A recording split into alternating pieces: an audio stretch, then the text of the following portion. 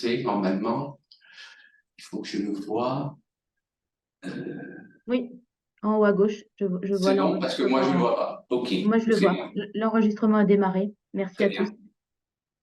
Bonjour. Eh bien, écoutez, merci de vous connecter aussi nombreux, hein, déjà 225 participants.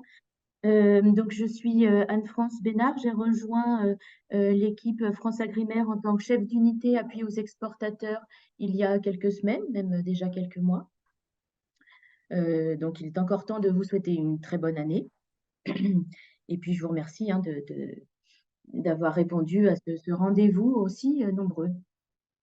Donc, en effet, aujourd'hui, c'est une formation Tracente qui est consacrée aux enjeux du Brexit pour les professionnels exportateurs vers le Royaume-Uni de produits agroalimentaires à l'approche de l'échéance du 31 janvier 2024, donc qui est une échéance qui voit la mise en place de la certification sanitaire pour les produits de classe de risque moyenne. Donc, les demandes de certificat sanitaire pour les denrées animales d'origine animale sont traitées par les agents des directions départementales en charge de la protection des populations et les certificats sanitaires sont signés par les vétérinaires officiels. Donc aujourd'hui, afin de vous fournir une information la plus complète possible, France Agrimaire organise une session de formation sur le module export Tracente, puisque nous sommes à quelques jours du démarrage officiel du process de certification vers le Royaume-Uni, hein, à quelques jours de cette date du 31 janvier 2024. Donc, Tracente, cet outil permet de préparer vos demandes de certificat sanitaire. Donc, vous commencez à les renseigner, puis l'agent certificateur de l'ADD instruira votre demande en cas d'instruction favorable. Il validera la partie 1 de votre demande, puis remplira la partie 2 du certificat sanitaire. Donc, la formation d'aujourd'hui est animée par Céline Kodja. Elle a pour but de vous fournir les étapes que doit suivre tout opérateur, hein, tout exportateur pour créer son compte dans Tracente, puis les étapes pour remplir le certificat sanitaire en vue de son instruction par un agent de la DDPP. Voilà pour l'introduction. Céline, je te laisse continuer et animer cette formation Tracente. Merci Anne-France, merci beaucoup pour cette introduction. Écoutez, bonjour à toutes et à tous. Je suis heureux de me présenter à vous aujourd'hui pour justement vous montrer comment préparer vos certificats sanitaires. Alors c'est sûr que c'est une demande qui est forte de la part des professionnels, vu que nous avons déjà fait une première formation à Tracente.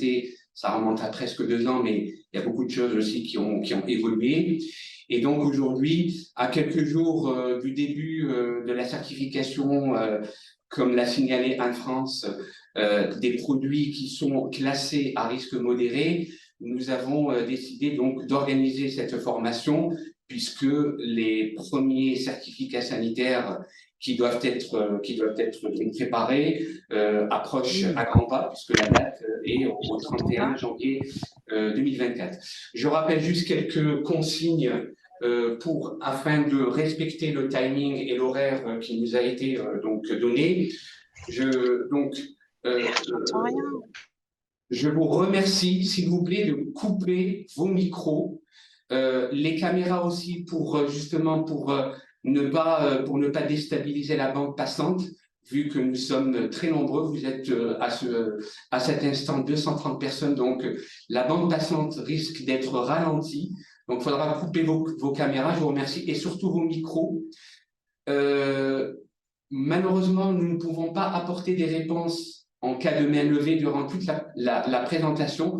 Toutefois, certaines questions pourront être, vous pourrez avoir des réponses par le biais des collègues de la DGAL. Bien entendu, pas toutes les questions, puisque les autres questions seront bien entendu collationnées donc via une foire aux questions qui sera mise ultérieurement sur le site de France Agrimaire. Donc je vous invite à poser vos questions sur le chat et quelques questions auront certainement des réponses. mais le plus gros sera collationné dans une foire aux questions. Voilà. Je rappelle que le webinaire est enregistré et vous pourrez retrouver le lien du replay sur le site de France Agrimer. Nous allons travailler sur un environnement de travail qu'on appelle module training. Donc, vous avez les informations qui sont sur cette diapo, vous les aurez sur un autre diaporama que je vais présenter rapidement. Et alors, juste, j'insiste sur l'identifiant. Comme vous pouvez le constater à l'écran, on est sur du EO27 et pas le E0. On parle de EO pour économique opérateur. Donc, faites attention, lorsque vous rentrez votre identifiant, c'est la lettre E et la lettre O, suivi du chiffre 27, etc., etc. Et le mot de passe, comme vous pouvez le constater, alors il faut vraiment respecter les majuscules et les minuscules pour être sûr d'avoir le bon mot de passe. Et surtout pour éviter de bloquer le système, parce que ce sont des comptes génériques, et il ne faudrait pas que vous bloquez le système ensuite, parce que ça va être compliqué pour demander à la commission de nous fournir un nouveau mot de passe. Voilà, donc j'insiste sur l'identifiant économique opérateur, donc EO27. Alors, je vais sortir donc un autre format.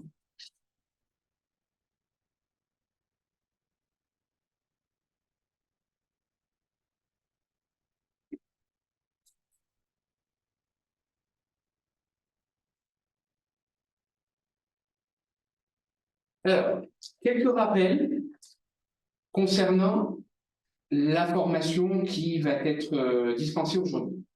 Alors, je rappelle que les exports de denrées animales et d'origine animale ont été classés en risque modéré par la Grande-Bretagne, devront, à compter du 31 janvier 2024, faire l'objet d'une pré-notification obligatoire par l'importateur britannique sur le système d'information britannique qu'on appelle IPAFS, et d'autre part, être accompagné d'un certificat sanitaire qui doit être renseigné par le professionnel dans l'application TraceNT, puis instruit et validé et signé électroniquement par l'ADDPP. Ce certificat sanitaire devra être communiqué à l'importateur britannique qui le joindra électroniquement sous PDF dans l'IPAFS, avant le départ de la marchandise. On verra tout au long de la formation à quoi ressemble un certificat sanitaire signé électroniquement. Alors, juste pour rappeler ce que c'est un certificat sanitaire signé électroniquement, donc c'est un PDF qui est vérifiable, qui est un certificat délivré électroniquement à partir de TraceNT, qui comporte un QR code et aussi un lien hypertexte qu'on verra en bas de chaque page du certificat sanitaire. Ceci permettant aux inspecteurs britanniques de valider le statut du certificat sanitaire. Deuxième grand point, ce qu'il faut savoir, c'est que dès aujourd'hui, il vous faudra, en premier lieu, vous créer un compte utilisateur nominatif. Alors, j'insiste bien sur le compte utilisateur nominatif dans le système TraceNT. Maintenant, si vous l'avez déjà, il n'y a pas de souci, vous pouvez accéder à l'application TraceNT. Mais dans un premier temps, donc il faudra créer ce compte utilisateur nominatif. Une fois que vous l'avez créé, il faudrait informer votre DDPP. Pourquoi? Parce que votre DDPP, forcément, ne peut pas être, on va dire, connecté en permanence à TraceNT pour valider vos certificats. Donc, une fois que vous avez créé votre compte nominatif, vous informez votre DDPP afin qu'elle valide votre demande, mais surtout, il faudrait lui demander de vous désigner comme administrateur local. En fait, l'idée, c'est que le premier utilisateur qui est validé par la DDPP, selon le principe qu'on appelle le principe de la cascade, ce premier utilisateur deviendra par la suite valideur. Donc, en fait, il se comportera comme un administrateur local. Donc, il pourra par la suite valider les autres comptes utilisateurs de sa société. L'objectif, c'est de ne pas déranger, on va dire, la DDPP enfin, ne pas faire intervenir la DDPP pour valider les autres utilisateurs. Et lui, il pourra, bien entendu, à son tour, désigner d'autres administrateurs.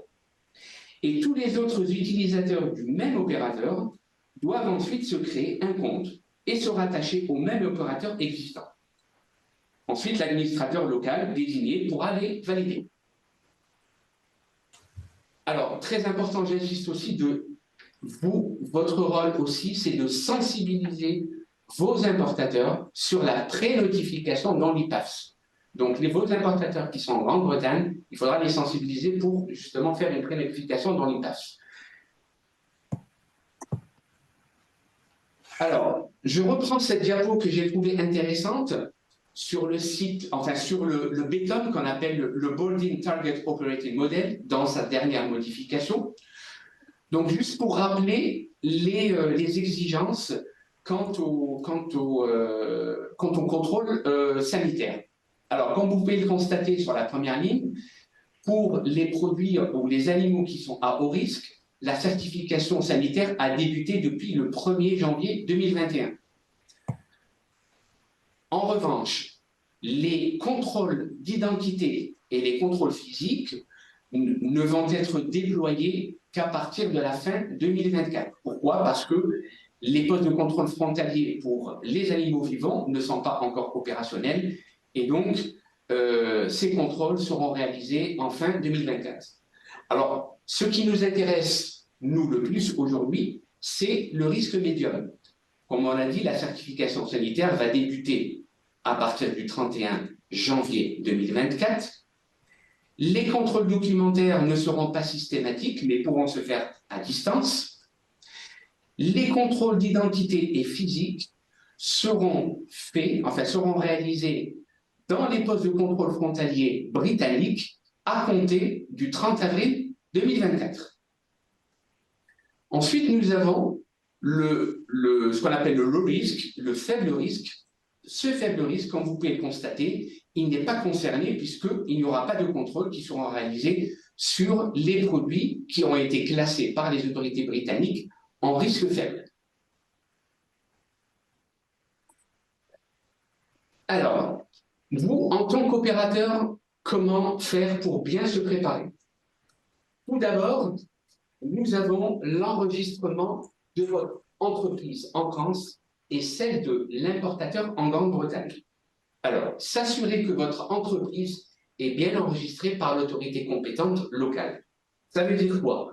Ça veut dire que ce qu'a fait la DGAL, pour répondre au règlement 2019-17-15 dans son article 45, ce règlement impose à chaque État membre d'enregistrer leurs établissements agréés dans TraceNT. Ce qu'il faut savoir, c'est que cet enregistrement a été à la charge des DDPP qui ont injecté en masse les listes existantes dans TraceNT. Ce qui est important, c'est que si vous ne trouvez pas votre établissement dans TraceNT, ou si vous constatez une erreur de saisie pour votre établissement dans TraceNT, vous devez impérativement contacter votre DDPP afin qu'elle apporte les modifications qui s'imposent. Si votre établissement n'est pas présent dans TraceNT, ne le créez pas, contactez votre DDPP afin qu'elle le crée dans TraceNT. Ça, c'est vraiment très, très important. Ensuite, l'entreprise britannique, c'est-à-dire le producteur ou l'importateur, doit également être bien enregistré par l'autorité compétente britannique dans TraceNT.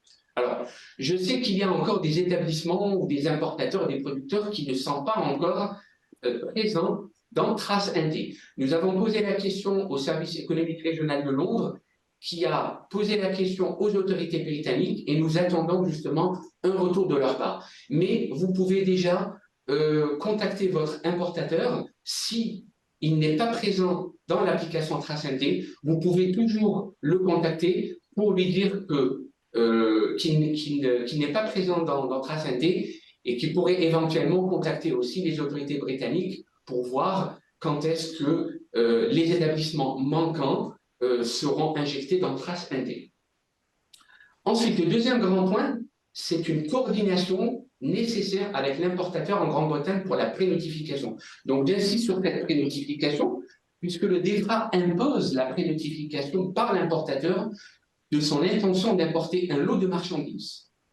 Donc, l'importateur prénotifie dans le système d'information britannique IPAS, et en amont de tout export, vous devez contacter votre importateur afin de lui communiquer les informations concernant votre envoi. Pour plus de détails, vous pouvez consulter le lien qui s'affiche à l'écran. Donc, vous avez toutes les explications comment se connecter et comment surtout faire une prénotification dans l'application IPAS. Ensuite, de votre côté, et c'est vrai que j'ai reçu pas mal de mails de la part des professionnels qui ont commencé à regarder les certificats sanitaires qui s'appliquent à leurs produits, et je vous en remercie, c'est très bien ce que vous avez fait, mais il faudra vraiment continuer, c'est-à-dire vous devez absolument identifier déjà la catégorie de risque et les certificats sanitaires pour ces produits. Alors c'est vrai qu'on en a parlé déjà plusieurs fois dans les réunions de cellules Brexit, vous avez les informations qu'on a déjà transmises. Vous pouvez aussi aller sur le site des autorités britanniques, que vous voyez le lien sur cette diapo, puisque les modèles de certificats sanitaires sont publiés sur le site et que, en tant qu'exportateur, comme je l'ai dit, je vous recommande de consulter les certificats afin de connaître les exigences auxquelles vos produits devront répondre. Alors, ces certificats sanitaires, ils sont actuellement en cours de traduction par la Commission et ils seront injectés prochainement dans TraceINT. Dans TraceINT, il y a quelques certificats sanitaires qui sont déjà présents, mais la grande majorité n'est pas encore présente. Donc, tant que la traduction n'a pas été complète, il y a des certificats sanitaires qui sont manquants dans TraceINT. J'ai aussi des questions comme ça où les gens me disaient je n'arrive pas à trouver mon certificat. Donc, patience, vous allez les avoir. Une fois que la commission les aura traduites, ils seront, bien entendu, publiés sur TraceINT. Ensuite, bien entendu, comme on l'a dit tout à l'heure, vous devez vous créer un compte utilisateur TraceINT. Et c'est ce que nous allons voir, bien entendu, avec la démonstration que je vais vous faire. Mais vous pouvez aussi, bien entendu, consulter la page Internet de France Agrimaire où vous aurez donc toutes les informations pour vous créer un compte utilisateur dans TraceINT. Ensuite, donc, comme je l'ai dit, je le répète, et de toute façon, nous allons le voir à travers la démonstration, vous devez prendre contact avec votre DDPP afin d'activer votre compte utilisateur une fois créé. Alors, nous allons travailler, comme je l'ai dit, dans un environnement de travail, ce qu'on appelle le TraceINT Training. C'est un environnement, bien entendu, qui est dédié à la formation des utilisateurs dans TraceINT. Son accès requiert l'utilisation de logins génériques. Vous avez bien entendu l'adresse qui est affichée à l'écran. Nous allons la communiquer encore. Nous allons bien entendu la publier sur le site de France Agrimaire. J'insiste encore sur mon EO et pas E0. Donc EO27.fr, etc., etc. Et votre mot de passe, il n'y a que le W qui est en majuscule et sinon tout le reste est en minuscule et bien entendu le chiffre 2024.0.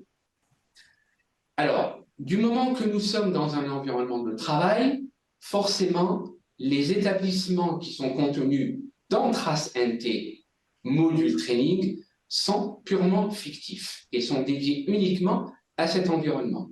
C'est-à-dire qu'il n'y aura aucun établissement agréé officiel, côté français ou côté United Kingdom, qui ne sera présent dans cet environnement.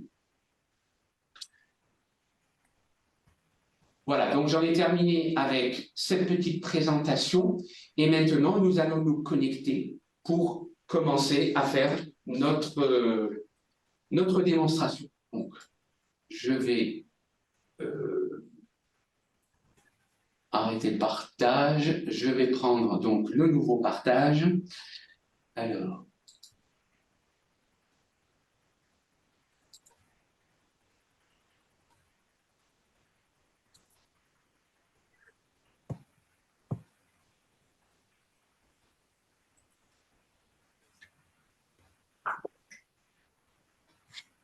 Voilà.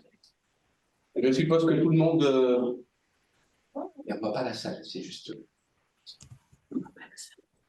Ah là, vous voyez pas un peu de salle? Oui. Bon, mais c'est pas grave. Hein. Les gens en face, ils voient la salle, les gens en face. Ah, je ne sais pas. Ah, ça y est, maintenant, c'est allumé. Parce que tout à l'heure, c'était rouge. Ah, ça y est, c'est allumé. C'est bon. Merci beaucoup, Olivier. Merci. Excusez-moi. Voilà. Je pense que tout le monde voit l'écran. Donc, comme vous pouvez le constater sur la page, l'adresse URL, on est bien sur une adresse webgate.training. Donc, nous sommes bien sur l'environnement training. Et vous pouvez aussi le constater ici. On est bien sur un environnement training. Donc, dans un premier temps, du moment que vous n'avez pas encore de compte Trace, il faudrait d'abord, pour s'identifier à Trace, vous devez créer ce qu'on appelle un ICAS. Un ICAS, c'est quoi? C'est un certificat d'authenticité vis-à-vis des autorités, vis-à-vis de la Commission européenne. Donc, avant de vous connecter à Trace, il faudrait d'abord vous créer ce qu'on appelle un ICAS. Donc, pour demander un ICAS, vous devez cliquer sur « Demander un accès ». Donc, une fois que vous cliquez sur l'accès, vous avez, bien entendu, donc, des informations à rentrer. Donc là, vous pouvez changer de langue. On va mettre en français. Voilà. Vous créez un compte. Donc, votre prénom, votre nom de famille, votre courrier électronique. Et comme je l'ai déjà signalé, en fait, ce qu'il faut savoir, c'est que les données qui sont encodées dans l'écran ci-dessus seront celles qui apparaîtront lorsque vous signez un certificat d'Entrace NT. Les certificats d'Entrace NT ayant une valeur légale, il est important de créer un compte EU-Login au nom d'une personne réelle et non pas au nom de votre organisation. Alors, c'est vrai que j'ai vu que les personnes qui se sont inscrites pour cette formation, il y en a beaucoup qui se sont inscrites à partir de leur, on va dire, à partir de leur organisation. C'est-à-dire que j'ai vu des adresses en qualité, arrobase, ou en service qualité, ou en service export, etc. Alors, ces adresses mail sont à proscrire. Il faut impérativement que vous créez un EU-Login au nom d'une personne réelle et non au nom de votre organisation. Et pour le courrier électronique, donc, comme je l'ai dit, il est fortement conseillé d'utiliser votre adresse professionnelle personnelle qui devra être utilisée pour vous connecter à Trace NT. Donc, vous rentrez votre prénom, votre nom de famille, votre code électronique, etc. Une fois que vous avez terminé, vous cliquez sur « Créer un compte ». Alors là, je ne vais pas le faire parce que nous sommes dans un environnement de training et moi, j'ai déjà créé mon propre compte. Donc, une fois que vous créez votre compte, vous cliquez ici. Le système va automatiquement vous renvoyer un lien afin que vous définissiez votre mot de passe. Donc, vous avez 90 minutes pour pouvoir, bien entendu, vous créer votre mot de passe définitif. Alors, ce mot de passe, il doit comporter au minimum 10 caractères. Et dans les 10 caractères, il faut qu'il y ait au minimum une majuscule, un chiffre et un caractère spécial. Donc, le tout doit faire au minimum 10 caractères. Voilà. Donc, une fois que vous avez créé votre ICAS, vous avez défini votre mot de passe, vous allez pouvoir vous connecter à Trace NT. Donc là, on va vous montrer maintenant, une fois que vous avez reçu votre identifiant et mot de passe, on va se connecter à Trace NT. Alors, donc là, ce que je vais faire, je vais vous montrer la suite. Alors, donc là, je vais changer de système. Je vais aller me connecter avec mon compte, juste pour vous montrer. Voilà, donc là, je vais me connecter avec mon compte. Donc, ça y est, j'ai créé mon ICAS, pas de problème, j'ai défini mon mot de passe. Maintenant, j'ai l'accès pour me connecter à TraceNT.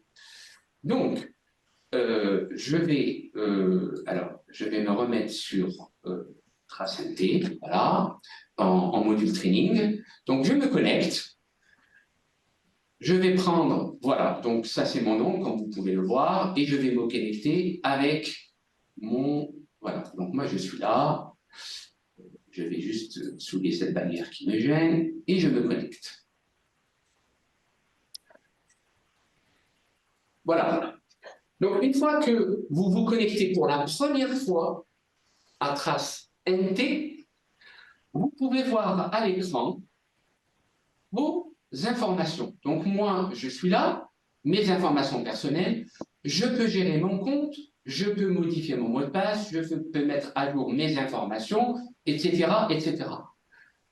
Alors, puisque c'est la première fois que vous vous connectez à TraceNT, vous êtes utilisateur, mais en tant qu'utilisateur, vous devez vous rattacher à un opérateur. Puisque ce qu'il faut différencier, c'est que l'utilisateur fait partie d'un opérateur. Donc l'opérateur, c'est la raison sociale, c'est l'établissement, c'est l'entreprise avec son numéro d'agrément communautaire.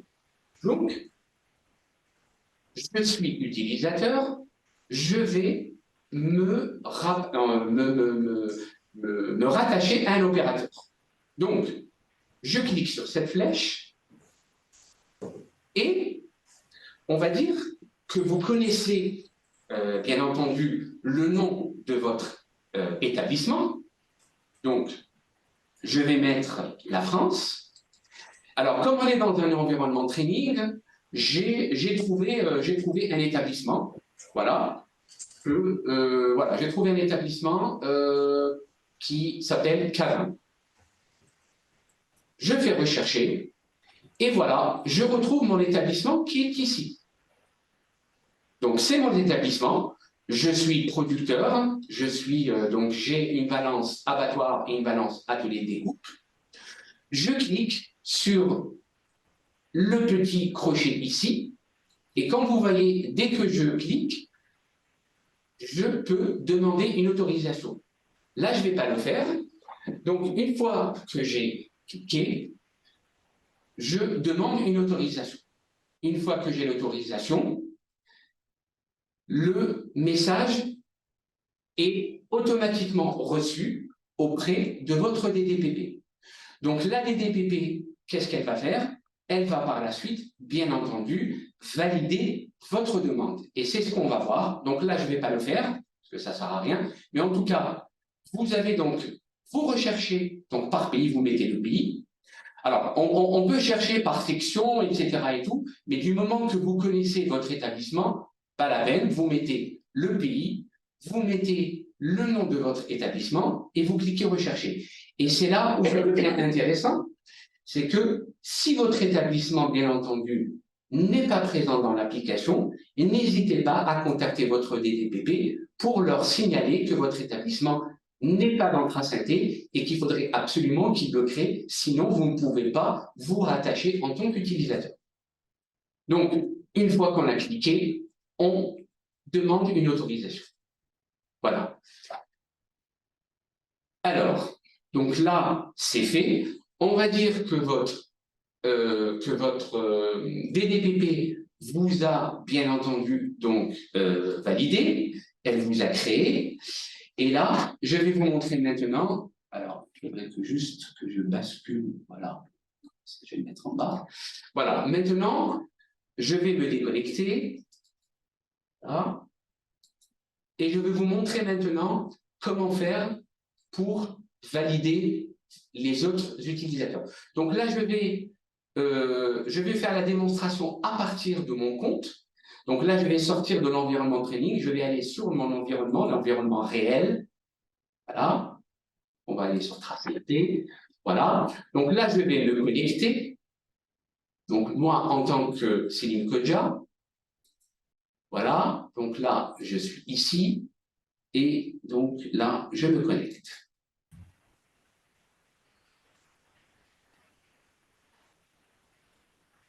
Voilà. Donc là, je suis dans l'environnement production. on est vraiment dans l'environnement de production. Donc là, on le voit, on a des informations, bon là on pourra en reparler tout à l'heure, mais dans un premier temps, on va dire que ma DDPP, elle m'a bien entendu, donc elle a validé mon compte, et maintenant, je vais aller voir justement les informations qu'il y a sur mon compte. Alors, si je vais sur Acteur, donc on est sur mon compte en tant que, moi mon compte c'est, je suis sur France Agrimaire, comme vous pouvez constater ici, voilà mon profil. Alors, effectivement, je peux aller éditer mon profil, donc pour changer mon mot de passe, etc. et tout, donc ça on l'a vu tout à l'heure. Donc moi, mon profil, je suis à France Agrimaire. Donc, en tant qu'acteur, je vais cliquer sur Acteur. Je vais enlever ça c'est bon, voilà. Donc, Acteur. Et là, je vais aller voir les utilisateurs. Donc, en utilisateur, je vais rechercher les utilisateurs qui sont donc à France Agrimaire. Voilà. Donc, voilà les utilisateurs qu'ils sont chez nous, donc à France Agrimaire. Donc, on pouvait le constater, on a des collègues et nous avons désactivé les personnes qui ne font plus partie de la société. Voilà. Donc, si je prends par exemple, moi, mon nom, donc qui est là, je clique sur mon nom, et là, je vois que, alors je descends complètement, voilà, et là donc je vois que je suis donc valide, j'ai un rôle valide, donc ça, il n'y a pas de problème, voilà. Pour les autres collègues, on peut les voir aussi, donc voilà, donc ils sont là, donc tout va bien, voilà, ils sont tous au statut valide. Si je clique par exemple sur une collègue, donc là, je peux voir son profil, elle a un statut valide, et c'est là où ça devient intéressant, c'est que vous, lorsque vous avez demandé à votre DDPP de vous activer, et surtout de vous demander aussi un rôle d'administrateur local, comme vous pouvez le constater, pour ma collègue, pour l'instant, elle n'est pas administrateur local, mais je peux l'activer. Donc, une fois que j'active la personne, je clique sur « Activer ». Donc là, vous voyez que « Administrateur » devient surbrillance et je n'ai plus à déranger la DDPP pour valider. C'est à moi de le faire. Je clique sur « Administrateur » et je clique sur ici, donc en haut, « Enregistrer les modifications ». Et donc, Madame Angot deviendra à son tour administrateur local. Et ça permet justement à tout administrateur local de gérer en interne les utilisateurs qui sont rattachés à son organisation. Donc là, je ne vais pas le faire, mais en tout cas, vous avez la possibilité d'activer ou désactiver la personne qui deviendra administrateur local. Imaginons cette personne par la suite quitte l'établissement. Pas de problème, vous avez la possibilité de mettre fin à ces activités en cliquant sur la corbeille. Voilà, donc ça c'est très important. Du moment que vous êtes nommé administrateur local, vous avez la possibilité de gérer en interne les utilisateurs rattachés à votre organisation.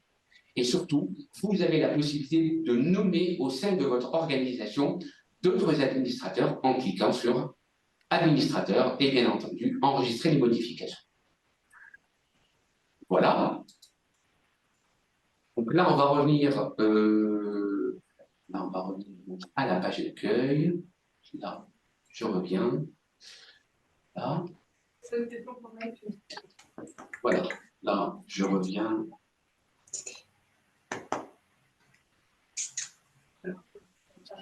Voilà. Donc là, on revient à la page d'accueil.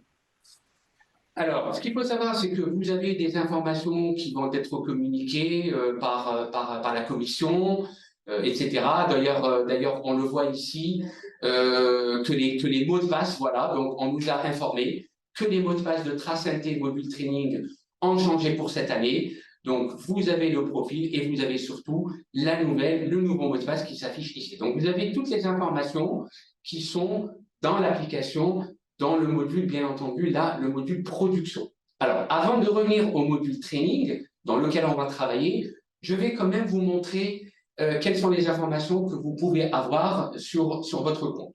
Bon, là, c'est une information, on nous informe qu'il va y avoir une maintenance. Bon, là, je vais le fermer. Voilà. Et donc, vous avez la possibilité de naviguer un petit peu sur... donc, on l'a vu pour les acteurs. Donc, là aussi, vous avez les opérateurs. Vous pouvez toujours chercher les opérateurs étrangers, par exemple. Donc, si on va sur Aide, ça, c'est très intéressant. Vous avez la documentation. Donc, toute la documentation de traces. Et là, ce qui est intéressant, c'est que vous pouvez aller sur documentation, certificat.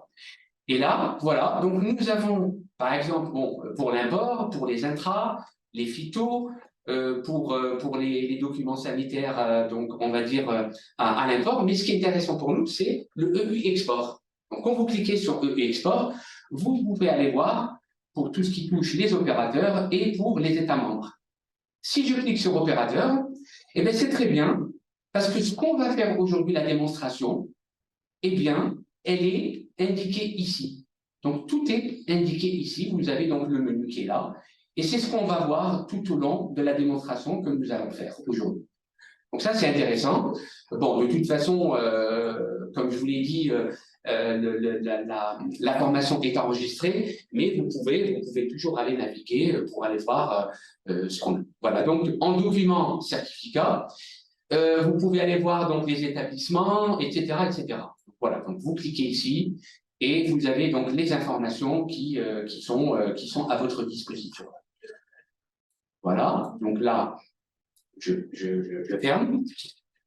Je pense qu'on a fait le tour. Donc, pour tout ce qui touche, tout d'abord, comme je l'ai dit, si vous n'avez pas de compte, vous devez vous créer donc un ICAS. Une fois que vous avez créé votre ICAS, vous pouvez bien entendu donc faire une demande pour demander donc un compte utilisateur dans Trace.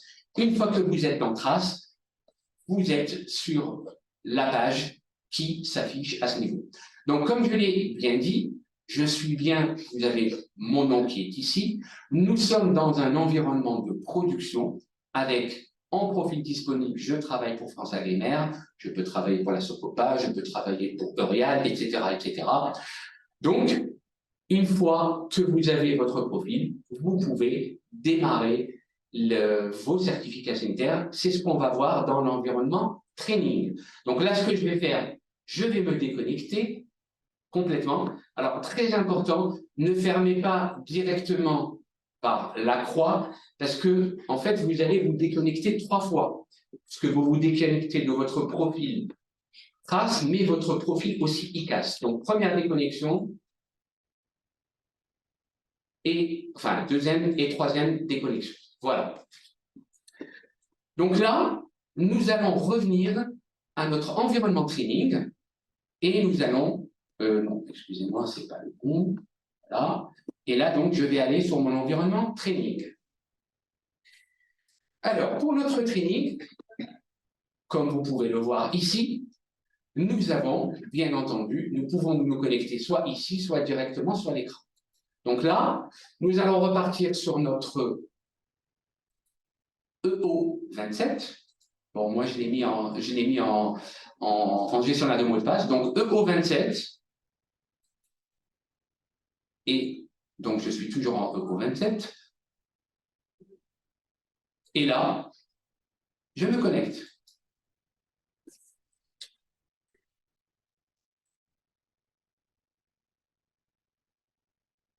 On attend un peu.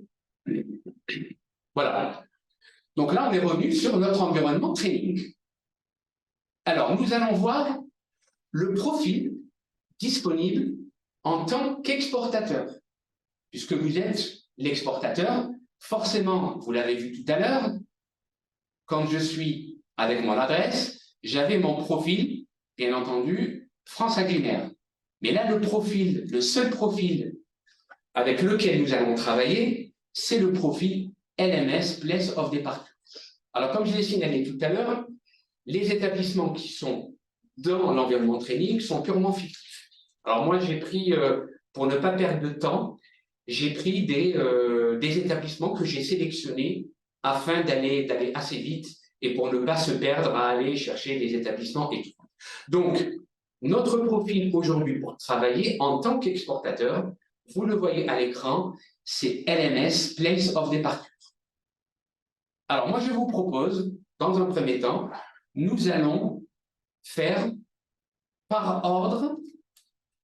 Un premier exemple, ça va être de la viande. Le deuxième exemple que j'ai sélectionné, c'est, alors quand je dis viande, bien sûr, c'est les viandes, on va dire, de ruminants. Donc j'ai sélectionné, on va dire, une viande bovine. Ensuite, le deuxième exemple, ça va être de la volaille, de la viande de volaille. Le troisième exemple, ça va être des produits laitiers. Le quatrième exemple, ça va être les produits à base de viande. Et le cinquième et dernier exemple, ça va être les produits composés. En fait, j'essaie de satisfaire tout le monde pour qu'il n'y ait pas de jaloux. Voilà, on va dire comme ça. Alors, on est dans l'environnement. Pour accéder au module export, vous cliquez sur Documents. Comme vous pouvez le constater, nous avons l'import, nous avons l'intra, nous avons les documents sanitaires communs d'entrée, nous avons les documents commerciaux, et nous, ce qui nous intéresse, c'est exportation de l'Union européenne. Donc, je clique sur exportation de l'Union européenne et j'ai cette page d'accueil. Vous n'avez jamais fait de certificat, c'est votre premier certificat. Alors, avant de voir comment procéder, j'attire votre attention que vous avez, à partir de ce lien, vous avez les certificats types. On peut aller les voir, et comme je l'ai signalé tout à l'heure, on n'a pas tous les certificats sanitaires qui sont disponibles, puisque la commission n'a pas encore finalisé la traduction. Donc, si je clique sur certificat type, voilà, vous allez tomber directement sur la nomenclature combinée, la nomenclature douanière, puisque le point d'entrée de chaque certificat, c'est la nomenclature combinée. Donc, si je vais aller, par exemple, prendre connaissance d'un certificat sanitaire afin de l'étudier, pour avoir une information, par exemple, je vais sur les viandes et les abats comestibles. On va voir qu'est-ce qu'on a comme certificat disponible. Alors, on va sélectionner, bien entendu, les certificats sanitaires qui sont à destination de la Grande-Bretagne. Il y a un point très important que je voulais souligner. Tous les certificats sanitaires, enfin, tout ce qui va être exporté vers la Grande-Bretagne, tout va se faire sous trace NT. Ça veut dire que tous les certificats sanitaires ont été négociés entre l'Union européenne et le Royaume-Uni. Pourquoi je dis ça? Parce qu'il y a certains pays tiers qui sont dans l'application trace NT, mais qui ne sont pas valables pour toutes les catégories de produits. Par exemple, je prends l'exemple du Pérou. Le Pérou a négocié, par exemple, des certificats sanitaires pour les produits laitiers. Hong Kong a négocié un certificat sanitaire communautaire, donc qui est, on va dire, qui a été conclu entre l'Union européenne et le pays tiers, mais uniquement pour une certaine catégorie de produits. On va le voir. Donc, si je clique, par exemple, en 0201, voilà. Alors, comme vous pouvez le constater, par exemple, pour les boyaux, vous avez vu que je n'ai pas de case. Ça veut dire que le certificat sanitaire n'est pas disponible. C'est vrai que dans l'environnement training, il y a quelques certificats sanitaires qui sont disponibles. Donc, ceux qui ne sont pas, eh bien, malheureusement, ils n'ont pas été sélectionnés, on va dire. Voilà. Donc, tout simplement. Donc, vous voyez qu'on a la Grande-Bretagne. Voilà. Si je clique encore en 02, par exemple, 10, voilà, ça c'est intéressant. Vous voyez qu'en 0201, donc on n'a que la Grande-Bretagne, mais si on va plus loin dans la nomenclature combinée, par exemple en la viande en carcasse, en demi-carcasse, hop, nous avons un certificat sanitaire Canada. Il a été négocié entre l'Union européenne et, bien entendu, le pays tiers. Donc forcément, le Canada, vous avez un certificat sanitaire pour de la viande destinée à l'exportation. On a le Chili, nous avons Hong Kong, nous avons par exemple la Moldavie, etc., etc. Mais je vous rassure, pour vos exports vers la Grande-Bretagne, il y a tous les certificats qui sont dans trace. Donc ça veut dire pour les pays tiers qui ne sont pas, pour les catégories de produits que vous ne trouvez pas, forcément, les certificats sanitaires, vous les trouverez bien entendu dans l'application française qui est Expadon. Voilà. Donc aujourd'hui, pour la Grande-Bretagne, on va se contenter uniquement de Trasanté et c'est une très très bonne chose. Voilà. Donc aujourd'hui, on va prendre le certificat sanitaire. Voilà, nous avons un certificat sanitaire qui est le GBHC 300 et c'est celui-ci qui justement est officiel et aujourd'hui, il est présent, il est disponible dans le training. Donc, je vais le sélectionner, je clique dessus, je descends un petit peu plus bas, et hop, hop, donc là, bon, alors attendez, je vais remonter, oui, parce que j'ai ça, excusez-moi, ça qui me gêne.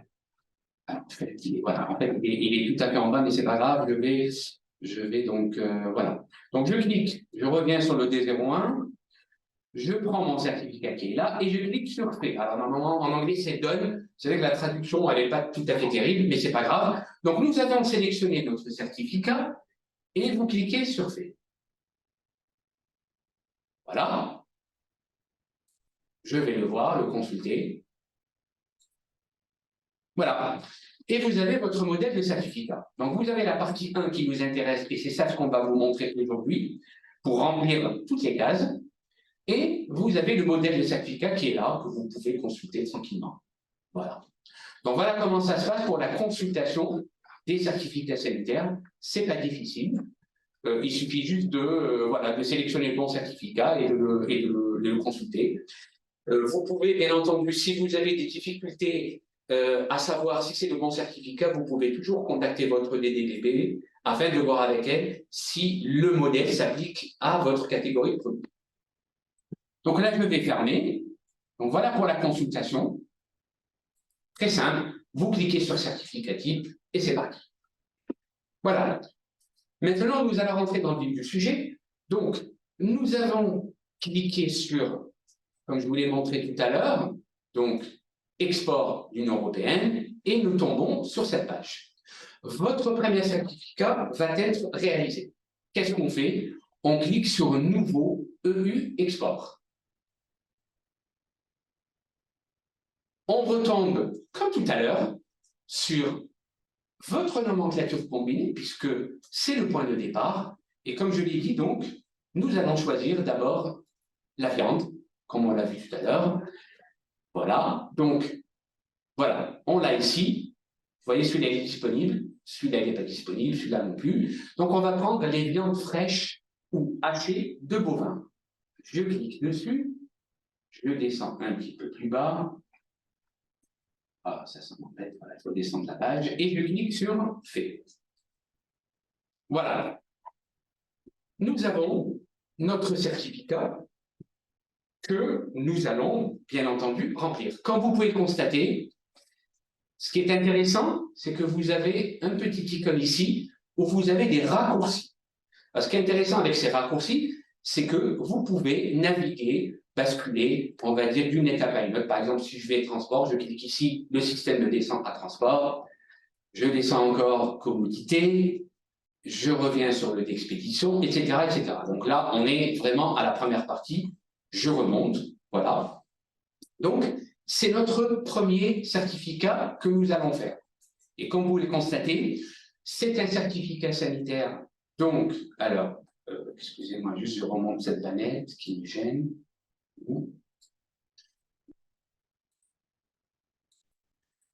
Alors, et ça. Ah, c'est pas grave. Alors, voilà. Donc, nous avons notre premier certificat que nous allons réaliser. Comme vous pouvez le constater, il est bien en statut donc non sauvegardé. C'est tout à fait normal. Il est non sauvegardé puisque nous n'avons encore rien fait. Vous avez vu que nous sommes dans la partie 1, informations concernant le lot expédié. Donc, on va remplir toutes les informations qui doivent être, bien entendu, saisies.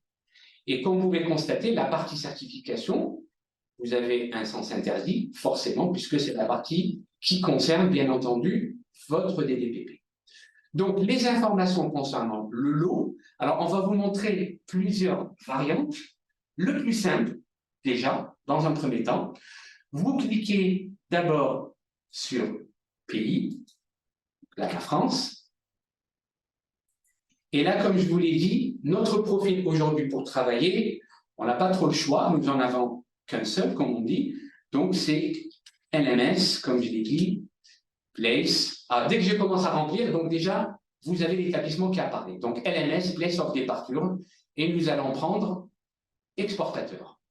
Donc voilà, déjà, vous pouvez cliquer aussi sur les 3 points qui sont là et pour voir l'adresse complète.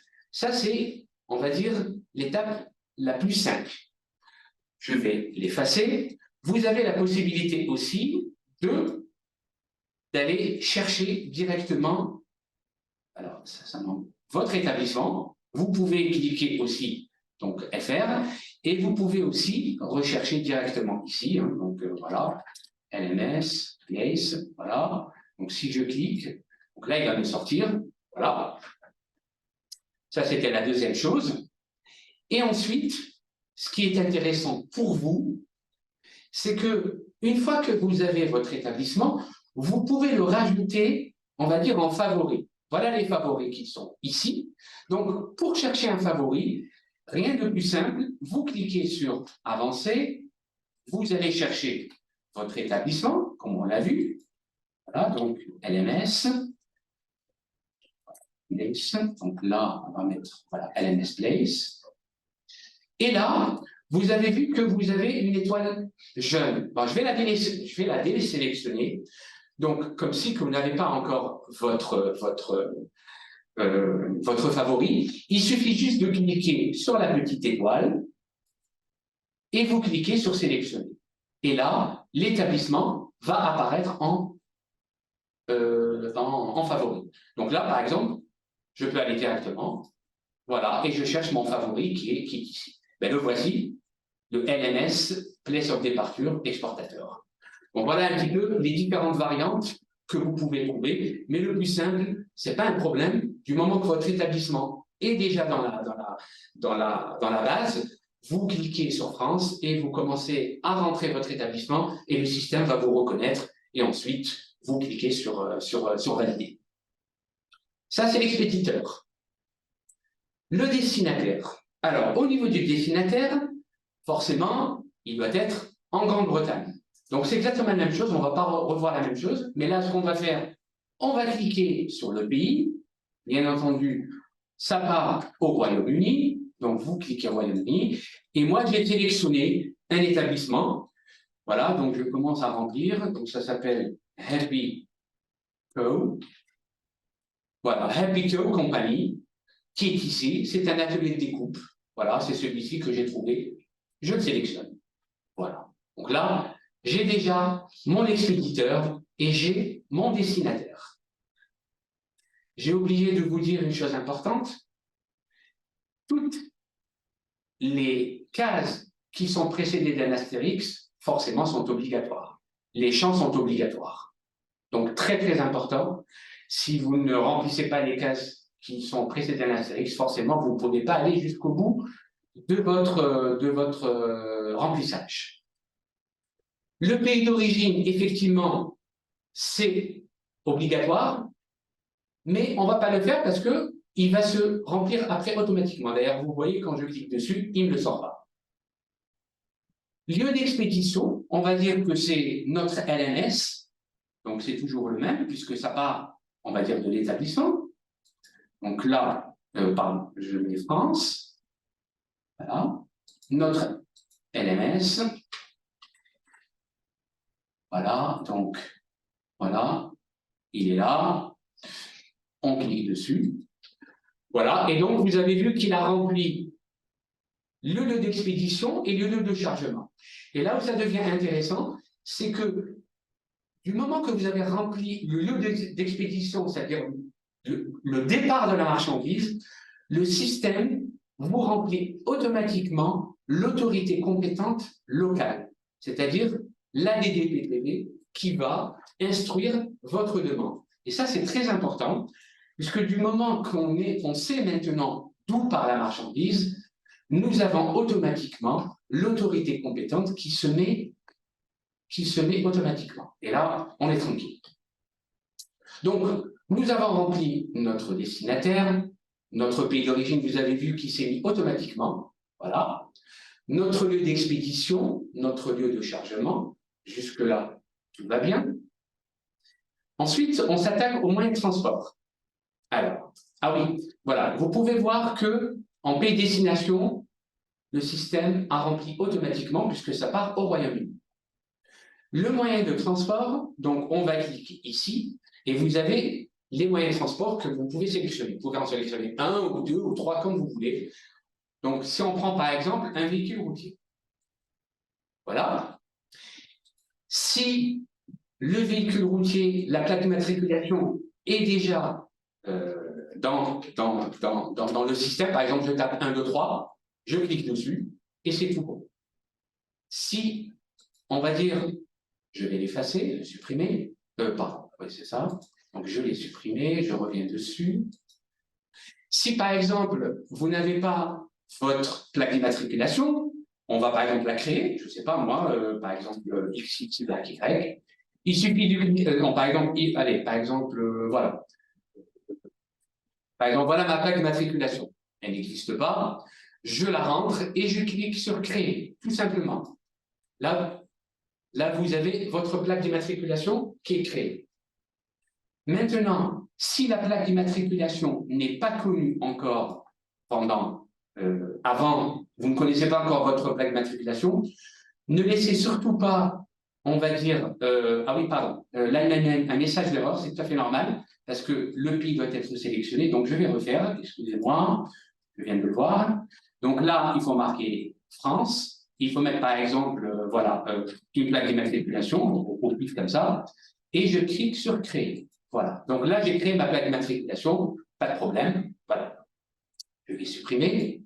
Si votre plaque d'immatriculation, vous ne la connaissez pas au moment du chargement, ne laissez surtout pas la case vide. Vous mettez dans ce cas-là, pour l'instant, non connu ou inconnu, comme vous voulez. Voilà. C'est juste pour ne pas laisser la case vide. Voilà. Ensuite, vous avez vu que le lieu de destination s'est mis aussi automatiquement, forcément, puisque nous avons créé notre destinataire, donc ça se met automatiquement. Alors, vous avez vu que le transporteur, ce n'est pas un champ obligatoire, puisque nous n'avons pas l'astérix. Donc, vous pouvez le mettre comme vous pouvez ne pas le mettre, comme vous voulez. La date de départ et l'heure de départ, donc ça, c'est très important. Si vous cliquez directement ici, vous allez mettre la date du jour. Voilà. Et si vous cliquez aussi en date d'arrivée, qui n'est pas un champ obligatoire, vous pouvez aussi le laisser libre. Donc là, je ne vais pas mettre la date du jour, je vais modifier la date. On va mettre par exemple, ça part le 19. Donc voilà, le système a bien spécifié que ça part dans 3 jours. Donc la date d'arrivée, vous n'êtes pas obligé de la mettre, hein, vous pouvez ne pas la mettre. Voilà. Le transporteur aussi. Les conditions de transport, on va dire que votre marchandise va être transportée de façon réfrigérée. Vous avez le point de sortie de lieu. C'est une information qui n'est pas obligatoire, mais si vous pouvez la mettre, pas de souci. Par exemple, on va dire que ça sort, je ne sais pas moi, par exemple, de Calais. Allez, on va mettre Calais. Voilà. Voilà. Et là, il nous met le tunnel de Calais, comme il peut nous mettre le port de Calais. On va dire que ça sort par le tunnel de Calais. Alors, pas de problème, ça sort par le tunnel de Calais. Ce n'est pas une information obligatoire, mais vous pouvez la mettre comme vous voulez. Ensuite, le point d'entrée. Vous voyez que c'est une information obligatoire. Vous avez 3 possibilités qui se présentent à vous. Le plus simple, c'est de mettre directement le pays. On va mettre Royaume-Uni. Voilà, on a mis Royaume-Uni, c'est tout bon. Sinon, vous pouvez mettre Ça, c'est le premier exemple. Ensuite, oui, comment ça se fait que je ne peux pas? Bon, c'est pas grave, je vous montrerai la deuxième et troisième façon sur un autre exemple. Donc là, le plus simple, c'est que vous rentrez le Royaume-Uni. Si vous avez des numéros de conteneurs ou numéros de CD, vous les indiquez, mais ce n'est pas une information obligatoire, pas de problème. Ensuite, si vous avez par exemple des documents d'accompagnement, je vais prendre quelques exemples. Alors, ce n'est pas une information obligatoire, mais si vous avez des documents des documents d'accompagnement à renseigner, on va dire une facture ou je ne sais quoi. Eh bien, écoutez, on va les défiler. Voilà. Voilà ce qui se présente. Donc, on peut avoir une facture, on peut avoir un connaissement, on peut avoir, je ne sais pas moi, une lettre de transport aérien, etc., etc. On va prendre par exemple une facture commerciale. Voilà. Je prends une facture commerciale, je mets son numéro, par exemple 4578. Si vous avez un document à joindre, vous le mettez et je clique sur confirmer. Voilà. Oui, voilà, j'ai oublié de mettre le pays, donc toujours mettre le pays, et ça, c'est quelque chose qu'il ne faut pas oublier. Donc, je mets le pays, France, voilà, et je confirme. Ce qui est intéressant, c'est qu'à chaque fois que vous ajoutez un document d'accompagnement, vous avez un petit icône qui apparaît sur votre gauche. Et là, vous avez la facture commerciale qui a été rajoutée. Je vais rajouter autre chose, par exemple, un certificat intra-UE qui accompagne la marchandise. On va dire, par exemple, voilà, intra.EU. Et là, vous avez des certificats, par exemple, j'en prends un, voilà.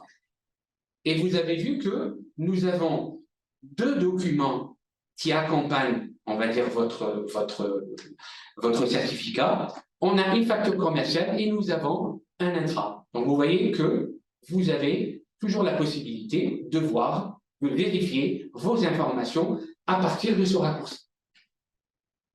Ensuite, une fois qu'on a rentré ces données, les produits que vous allez exporter sont certifiés, on va dire dans notre cas, aux fins de la consommation humaine. On clique sur consommation humaine. Si ça doit transiter par un pays tiers, vous l'avez, bon, c'est pas, on va dire, le champ qui s'applique, puisqu'en fait, vous allez les exporter par la Grande-Bretagne, donc je ne vois pas quel pays tiers ça va passer. Mais par contre, si vous devez, par exemple, ne pas rentrer, envoyer votre marchandise au dernier moment, finalement, vous ne partez pas par Calais et vous devez passer par un État membre, il n'y a pas de problème. Vous cliquez ici et vous mettez un État membre, Belgique, ou ce que vous voulez, par exemple. Voilà, je mets la Belgique. Voilà. Je peux rajouter, par exemple, aussi, ça peut aussi passer par un autre État membre, par exemple, les Pays-Bas, par exemple. Voilà, je rajoute les Pays-Bas. Voilà, donc, etc., etc. Et là, on va dire que ça ne passe pas par les États membres. Voilà. Et vous avez vu, donc là, le système donc, a bien précisé que ça met à peu près 3 jours, puisque le certificat donc, va être la marchandise va partir dans 3 jours. Et là, on va arriver à une étape très, très importante qui est la description de la marchandise. Alors là aussi, plusieurs possibilités s'offrent à nous. Déjà, vous avez la possibilité d'ajouter une nouvelle marchandise. Vous avez la possibilité de modifier la marchandise. Donc ça peut se faire. Pas de problème. Donc, vous pouvez rajouter notre code, par exemple. Et vous pouvez, sinon, modifier directement le certificat ici. Ensuite, là, on arrive au point où vous devez renseigner les informations qui sont capitales. On va dire que l'unité de poids, par défaut, c'est le kilo. Le type d'emballage, bon, on va dire que, par exemple, c'est des cartons. Voilà. Et là, nous allons commencer à vous montrer déjà comment remplir ces informations. Comme vous pouvez constater, elles sont tous précédées d'un astérisque. Donc, forcément, les informations sont obligatoires. Alors, on va dire pour l'espèce, on a par exemple du bison et on a aussi, par exemple, du bovin et du bison, par exemple. Par exemple, la nature de la marchandise, on va dire que c'est de la découpe, donc des cuts, voilà. Le type de traitement, on va dire que c'est désossé, par exemple. Et là, vous devez renseigner votre abattoir, votre atelier de découpe et votre entrepôt frigorifique. Vous, par la suite, quand vous allez remplir votre premier certificat, alors là, j'ai donc sélectionné quelques établissements. Donc, vous cliquez sur sélectionner. On va rentrer, bien entendu, le pays. On va rentrer notre fameux K20, parce que c'est l'établissement que j'ai sélectionné tout à l'heure. Donc, le voici, et vous pouvez le constater, il est en favori. Donc, je vais le sélectionner. Voilà, il m'a rempli l'abattoir. Et je peux toujours rentrer un deuxième établissement, un troisième, etc., etc. Vous pouvez rajouter tant d'établissements que vous voulez. Pour l'instant, on va se contenter, par exemple, d'un abattoir. Ensuite, en atelier de découpe, la même chose, c'est votre premier certificat. Donc, on va faire notre FR, France, et nous allons prendre le K20, et nous avons notre atelier de découpe qui est là, et qui est aussi en favori. Donc, j'aurais pu cliquer directement ici, en favori. Voilà. Mon entrepôt frigorifique, donc là aussi, j'ai vu un entrepôt frigorifique. Voilà. Donc, l'entrepôt, j'en ai vu un qui est le démo 02. Voilà. Mon démo 02, tiens, je vais le rajouter, alors, entrepôt frigorifique, tiens, voilà, je vais le mettre en favori. Comme ça, je le rajoute en favori et je le sélectionne. Et cette fois-ci, quand je clique sur favori, je vais trouver. Donc, comme vous avez pu le voir, nous avons renseigné notre abattoir, notre atelier de découpe, notre entrepôt frigorifique. Vous avez aussi la possibilité de dupliquer cette ligne en cliquant ici. Ça, c'est intéressant. Il vous rajoute la deuxième ligne et vous pouvez rajouter une troisième ligne, etc., etc. Vous dupliquez et après, vous pourrez changer les poids, etc., etc. Donc là, je vais enlever donc ça. Je vais garder qu'une seule ligne. Voilà. Donc là, je n'ai pas terminé. Il me manque le nombre de cartons. On va dire par exemple qu'il y a 200. Et on va dire par exemple le point net il est de 3000. Au fur et à mesure que vous remplissez, forcément, les informations se remplissent automatiquement ici. Ça, c'est la première possibilité pour remplir, on va dire, vos champs. Vous avez la possibilité aussi de remplir, on va dire, de passer par un fichier Excel ou un fichier CSV. En fait, vous cliquez dessus. Voilà. Donc, vous pouvez rajouter aussi des lignes. Bon, je vais vous montrer comment on a dupliqué, mais vous pouvez rajouter les lignes et remplir au fur et à mesure. Mais ce qui est intéressant pour vous, je pense, c'est si vous avez un seul abattoir, atelier de découpe, entrepôt, vous pouvez faire cette manip. Sinon, vous pouvez aller récupérer un fichier Excel. Donc, en fait, vous allez récupérer votre fichier Excel, qui est là. Donc, donc là, je l'ai ici. Et si j'ai envie de l'importer, mon fichier, eh bien, je l'importe. Et en fait, voilà, il s'installe automatiquement. C'est-à-dire que votre fichier Excel, vous avez rempli les informations, les données. Et ensuite, vous n'avez qu'à le rapatrier et le mettre directement dans la ligne 28. Voilà. Donc ça, c'est ce que j'ai fait. Et ça, c'est ce que j'ai rapatrié. Donc là, je vais l'enlever parce que ça ne sert à rien. Vous avez vu qu'il m'a rajouté 2 colis. Donc là, on a rajouté donc 202. Et il m'a rajouté aussi le poids. Donc là, si je vais l'enlever, lui, il va refaire le calcul directement. Donc, je vais supprimer ça. Et je vais garder donc ma première possibilité. Donc voilà, donc j'ai rempli mon abattoir, mon atelier de découpe et mon entrepôt frigorifique. Voilà. Une fois que j'ai terminé, je suis arrivé carrément au bas du travail. Je pourrais donc revoir un petit peu mes documents en cliquant ici. Pas de problème, j'ai ma facture et j'ai mon intra. Mais je peux aussi naviguer directement à partir, comme je vous l'ai dit, des raccourcis. Je remonte au trader. Attendez, je vais enlever ça. Je vois le lieu d'expédition, je vois le transport, etc., etc. J'ai rempli toutes les informations. J'ai terminé, je vérifie. Vous voyez bien que mon certificat, pour l'instant, il n'est pas sauvegardé. Et une fois que j'ai terminé, je clique directement sur « Soumettre à la certification ». Donc, si je clique sur « Soumettre à la certification », en espérant n'avoir rien oublié, parce que si j'ai oublié quelque chose, je vais avoir un petit message d'erreur ici en rouge qui va me dire « Attention, vous n'avez pas rempli telle case ou telle case ». Donc, je clique sur « Soumettre à la certification ». Ah, voilà. Eh bien, vous voyez, j'ai oublié quelque chose, et c'est très bien d'ailleurs. Donc, on me dit que le poids brut n'a pas été validé. Oui, effectivement, j'ai oublié de valider le poids brut. Ça se matérialise par un carré rouge. Très bien.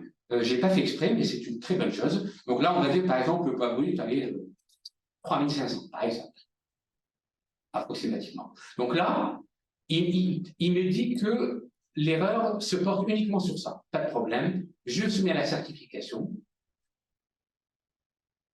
Alors, member state ne doit pas être vide. Ah oui, alors, pardon. Effectivement, parce que j'avais, excusez-moi, j'avais enlevé le passage par l'Union européenne, mais j'ai oublié de décocher. Donc, je décoche. Comme ça, c'est sûr qu'il n'y a pas de passage par l'État membre. Cette fois-ci, je pense que c'est tout. Voilà. Donc, une fois que votre certificat est fait, pas de problème, il va être généré. Voilà. Et là, comme vous pouvez le constater, le système est passé de non sauvegardé à nouveau. Et il m'a créé un numéro unique qui est export.eu.fr.2024, numéro 16.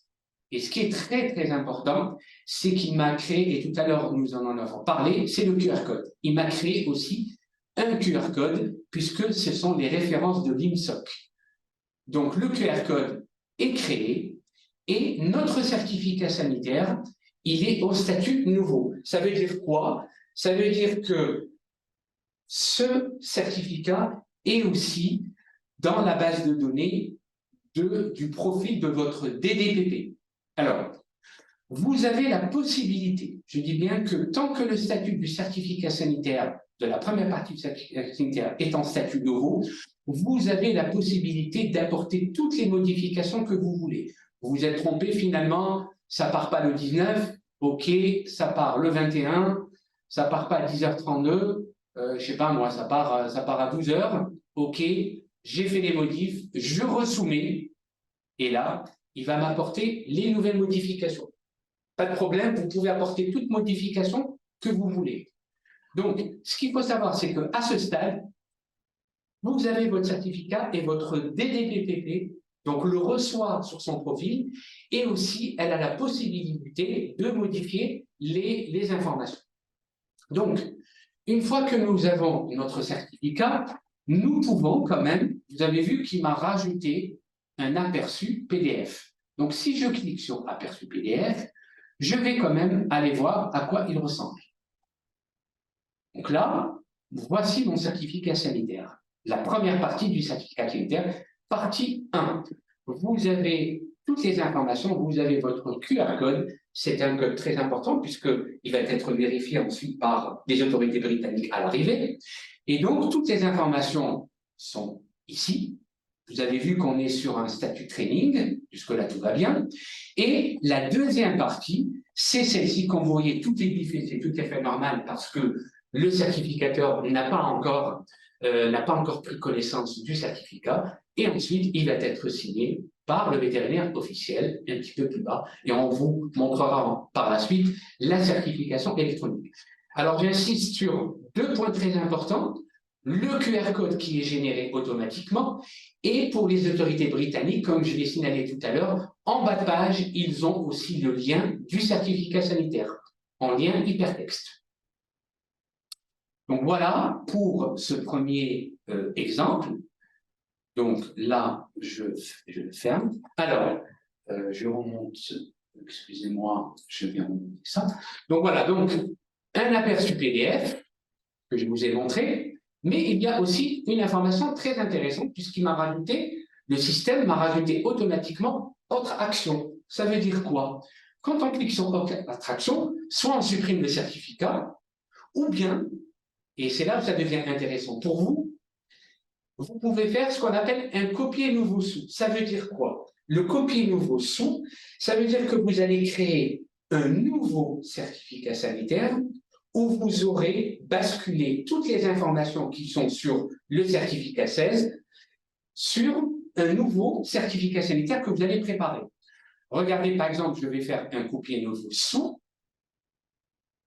Donc, il va me créer une nouvelle page. Voilà, vous avez vu que c'est un nouveau OU export qui est en statut non sauvegardé, où vous avez toutes les informations qu'on a remplies tout à l'heure, à l'exception, je dis bien à l'exception, on n'a plus notre petit raccourci où on avait la facture commerciale et l'intra. Donc forcément, vous pouvez soit les rajouter ou peut-être ne pas les rajouter, mais vous avez toutes les informations qui sont identiques et ça vous fait gagner un temps fou. Donc, vous allez modifier le nombre de cartons, le poids, etc. et tout. On va dire que c'est pas le même entrepôt frigorifique, c'est pas grave, vous allez changer, etc.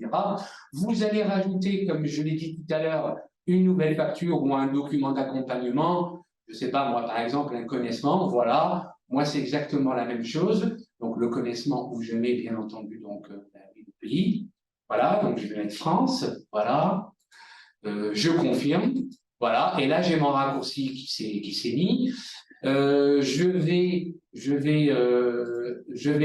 vais rajouter, on va dire ici, donc c'est exactement la même chose. On va dire cette fois-ci, j'ai 500, voilà, j'ai 500 colis, et là j'ai à peu près, on va dire 8000 en point net, donc forcément le poids brut, il faut qu'il soit un petit peu supérieur, on va dire 1500. Voilà, j'ai fait un nouveau certificat rapide, hop, je soumets à la certification. Ah, j'ai sur moyen de transport, effectivement, parce qu'il a changé. Donc là, je change mon moyen de transport. Je vais mettre donc un véhicule routier, on va dire. Tiens, je vais faire autre chose. Ce qui est intéressant, par exemple, j'ai un moyen de transport. Voilà.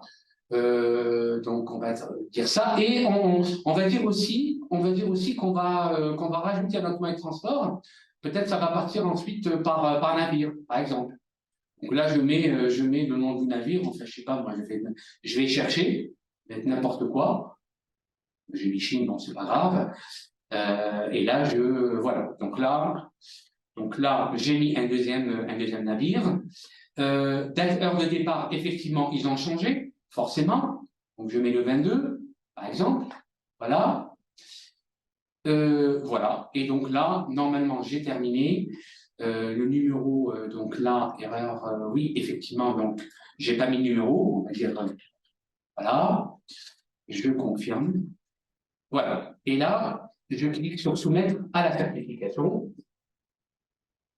et j'ai créé un nouveau certificat. Vous l'avez vu tout à l'heure, on était en 16 et là, on est en 20. Tiens, entre-temps, il y a des gens qui sont en train de faire des trainings, puisqu'on est passé du 16 à 20, donc c'est très bien.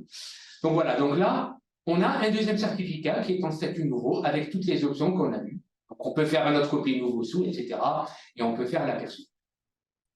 Donc là, ce qui est intéressant, on a fait un premier exemple et on va quand même aller voir ces certificats. Donc là, je reviens dessus.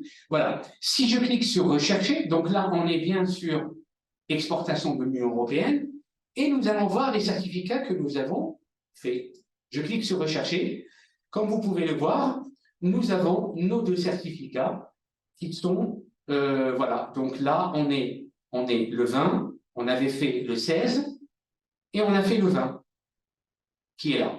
Donc on a nos deux certificats. Il y a d'autres personnes qui sont en train d'autres certificats et je les félicite. Voilà, donc on avait fait le 16 et on avait fait le 20. Donc voilà un premier exemple. Je pense que c'est clair pour tout le monde. Et donc ce que je vous propose, c'est qu'on va faire un autre exemple. Et voilà, juste pour vous roder un petit peu. Donc là, le deuxième exemple que j'ai pris. Donc là, je vais prendre un nouveau UE. On va reprendre la même chose. Je vais prendre de la viande de volaille que j'ai sélectionnée en 02, 07 cette fois-ci.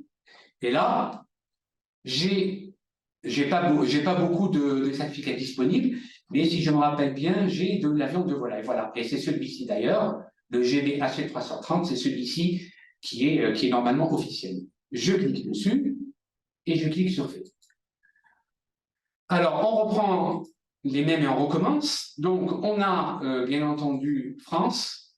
Notre profil, c'est du LMS. Voilà, on va attendre qu'ils nous mettent ce qu'il faut. Voilà.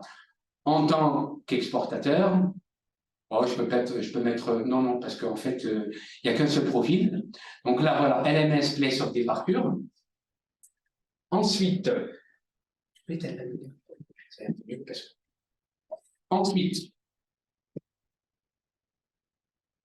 je continue. Donc, en destinataire, j'avais sélectionné un destinataire, donc toujours au Royaume-Uni.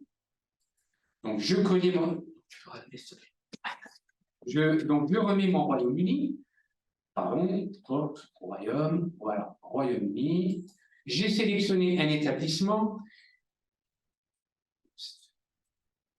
Voilà, au fur et à mesure que vous remplissez, normalement, l'établissement sort. Voilà. Donc, celui-ci, texte Alix Facenda, c'est celui-ci que j'ai sélectionné. Voilà. Ensuite, en pays d'origine, on va le laisser. En lieu d'expédition, donc, on va dire, soit c'est LMS Place of Departure, ou bien on va sélectionner un autre. Donc là, on sélectionne le pays. J'en ai sélectionné un. C'était quoi le lieu d'expédition? J'ai trouvé un établissement qui s'appelle Vaux-les-Filles. Donc, Vaux-les-Filles. Voilà, il va nous sortir. Voilà, c'est un atelier de découpe. Donc, je l'ai là. Donc, forcément, j'ai mon autorité compétente qui se met automatiquement. C'est une très bonne chose. Ensuite, mon moyen de transport, on va mettre véhicule routier. Voilà. On va mettre n'importe quoi. On va dire qu'il n'est pas celui-là. Je peux le créer. Donc, je peux le créer. Voilà, je vais être un petit peu plus pertinent. On va mettre, par exemple, voilà, OR75. Voilà, je le crée, tout simplement. Voilà, il a été créé. Mon lieu de destination, il se met automatiquement. Mon pays de destination, on a vu aussi donc la France, donc au départ de la France. Transporteur, si je le connais, si j'ai envie de le mettre, je le mets. Date de départ, donc là, on va mettre, par exemple, ça part le 24, ça part à 0 heure, OK. Si j'ai, par exemple, la date d'arrivée, je peux la mettre, on va dire, par exemple, ça arrive le 25, donc lui, il va calculer, voilà, le système. On va dire que c'est transporté à température, non pas ambiante, mais réfrigérée quand même. Voilà. Point de sortie, on peut le mettre comme on peut ne pas le mettre. Tout à l'heure, je vous ai montré, donc on peut mettre un autre, hein, si vous voulez, par exemple, je sais pas moi, le Havre, ça part par le Havre. On va voir, voilà, le Havre. Mais vous pouvez vous pouvez le laisser vide, hein, donc voilà, pas de souci. La deuxième possibilité, tout à l'heure, on avait mis pays. Cette fois-ci, on va mettre autorité. Ce qui est intéressant, c'est qu'on va définir le point d'entrée. Donc, le poste de contrôle frontalier où va arriver la marchandise. Donc, je mets autorité. Normalement, je mets les pays. Donc, bon, de toute façon, il sait que c'est le Royaume-Uni. Et on va mettre, par exemple, je sais qu'il y a le poste de contrôle Felixstowe. Alors, Felixstowe. Voilà, je mets Félix. Voilà. Il m'a sorti Felixstowe, c'est un poste de contrôle frontalier, vous pouvez le voir ici, PCF. On va dire que c'est le point d'entrée, tout simplement. Voilà. Et là, j'ai bien le nom de l'autorité et le pays Royaume-Uni. Voilà. Alors, les documents d'accompagnement, je vous ai les montrés tout à l'heure, donc on ne va pas en refaire. Bon, on peut rentrer, bon, allez, on va prendre un seul, par exemple un intra-lieu, hein. Donc, point en n'importe lequel. Voilà. Donc, on a notre petit pièce jointe qui est là. Voilà. Ensuite, animaux certifiés aux fins de la consommation humaine. Donc, lui, vous avez vu que j'ai mis date d'arrivée, enfin, date de départ et date d'arrivée. Il a calculé que ça faisait 5 jours. Très bien. La description du produit, comme je l'ai dit, soit vous prenez un fichier donc Excel, ou bien on va remplir. Voilà, par exemple, on va prendre X. on va prendre un abattoir. J'avais sélectionné un abattoir. Ben, on va prendre le même, en fait. Donc là, France, on va prendre notre volet filles, là, parce que je l'avais trouvé. Voilà mon abattoir. Tiens, et je vais le mettre en favori. Comme ça, la prochaine fois, je le trouve directement. Mon atelier de découpe, on va faire aussi France, voilà. On va mettre notre volet filles. Voilà, donc il est en favori et voilà. Donc on n'a que l'atelier, l'abattoir, l'atelier du coupe. Tiens, il ne nous demande pas l'entrepôt frigorifique. Bon, bah, c'est très bien. Un souci de moins, on va dire. Hein. Nombre de colis, on va dire par exemple 250. Le poids, on va dire 2500. Voilà. On va donner quand même un poids brut, on va dire par exemple 3000. Voilà. Et là, on est arrivé au bout de notre certificat. Une fois qu'on a terminé, on clique sur soumettre à la certification. Ah, j'ai oublié quelque chose. Voilà. Et ça, c'est très bien. Donc là, il va me renvoyer description. Alors, 1,28. Alors, pourquoi il me renvoie 1,28 description de la marche. Ah oui, description de la marchandise. Excusez-moi, j'essaie de comprendre pourquoi. Alors, description.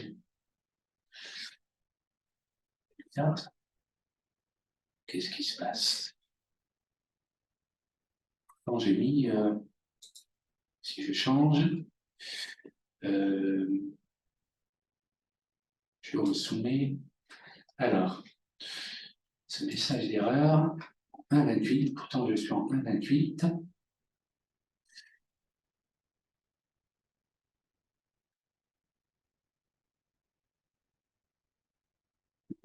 Bizarre. Alors bon, bah, je vais faire un CSV, c'est pas grave, on va voir. On va voir ça. Allez, on va faire un download, un Excel. Voilà, et là, je l'importe. Ça va marcher. Donc, il m'a importé. Je vais supprimer celui-ci pour garder mon fichier CSV. Et à mon avis, donc 2 colis, bon, c'est pas grave. Bon, il y a un message d'erreur que j'arrive pas à comprendre. Je suis désolé. Si quelqu'un peut m'aider côté DGL, si vous êtes présent, merci. Type d'emballage peut-être. Ah oui. L'espèce. Comment? L'espèce, c'est pas rempli. Alors, tiens, je vais mettre boîte. Allez, c'est pas grave, on va mettre comme ça. C'est peut-être ça qui. Donc, là, donc là, ça va être, on va dire, 3 kilos, hein, parce que sinon, ça ne matche pas. Alors, l'espèce, cette fois-ci, je vais la mettre. Voilà. Et on va faire soumettre. Voilà, là, ça marche. Bon. Un petit raté, mais c'est fait. Voilà. On a un nouveau CS, donc qui est là, en 25, en aperçu, PDF, et vous avez votre certificat avec votre QR code et bien entendu le lien hypertexte qui est là. Voilà. Et ensuite, cette partie revient, bien entendu, à votre DDPP. Voilà, donc ça c'était le deuxième exemple. Alors, je vois juste l'horaire, donc on va accélérer un petit peu, on va prendre un autre exemple. Je vais prendre le lait. Voilà. Donc là, je reprends un nouveau document, exportation de l'Union européenne. Je fais exactement la même chose. Je pense que vous avez compris le principe. Je prends donc cette fois-ci le lait qui est en 0,4. Donc 0,401. Je pense ne pas avoir beaucoup de. Voilà, ben, j'en ai un petit peu, hein, donc je vais prendre. Par exemple, voilà, du lait cru, hein, par exemple. Voilà. Je descends fait. Voilà, donc on a notre nouveau certificat. Donc on repart avec notre France, notre LMS, les soldes des factures en tant qu'exportateur. pour être crédible, on va dire. Alors, en destinataire, donc toujours, bien entendu, le Royaume-Uni. Alors, je peux mettre mon LMS, mais bon, je vais prendre autre chose. Donc, pas de problème. Donc, non, pardon, là c'est destinataire, pardon. Donc, en destinataire, j'ai trouvé un établissement. Alors, Stilton. Donc là, il va me sortir. Voilà, Stilton Cheese Company, par exemple. Je prends celui-là. Voilà. Ensuite, mon lieu d'expédition, donc ça peut être mon LMS, Place of Departure, ou bien j'ai trouvé, ou bien je vais prendre un autre établissement. Par exemple, voilà, France, j'ai trouvé Raw Milk, c'est bien. Voilà, si je tape Raw Milk, donc là, il va me sortir, voilà, Raw Milk, on va dire usine transformation, hein, là. Voilà, donc on a l'autorité qui se remplit automatiquement, en fonction bien sûr du département. Ensuite, dans le Royaume-Uni, donc tout va bien. Mon transporteur, bien sûr, bon, pour l'instant, on va dire inconnu pour l'instant. Voilà, inconnu. Ah oui, ce que je voulais vous montrer, c'est que quand vous mettez deux transporteurs, deux transports, vous pouvez naviguer, vous mettez le premier ou le deuxième, et vous avez une petite flèche rouge qui vous permet de mettre soit en premier, soit en deuxième. Voilà. Date de départ, on va dire que ça part, ben voilà, faut mieux voir, que ça part par exemple le 20 à 0 heure, date d'arrivée on va la mettre, conditions de transport réfrigérées, point de sortie, vous pouvez le mettre comme vous pouvez ne pas le mettre, le point d'entrée, donc là, alors je ne vais pas vous montrer la troisième option parce que jusqu'à présent je ne l'ai pas très bien compris, c'est pas grave, donc on va mettre le pays, pour plus simple. Mais en tout cas, pour la troisième option, je reviendrai vers vous par mail ou par nos échanges, parce que je n'ai pas très bien compris la troisième option. Voilà. Donc, au Royaume-Uni, s'il y a des conteneurs, des numéros, vous les mettez. En document d'accompagnement, vous l'avez bien compris. Donc, animaux certifiés aux fins de consommation humaine. Ensuite, donc on arrive à la description. Donc là, soit un fichier, soit, écoutez, on va voir.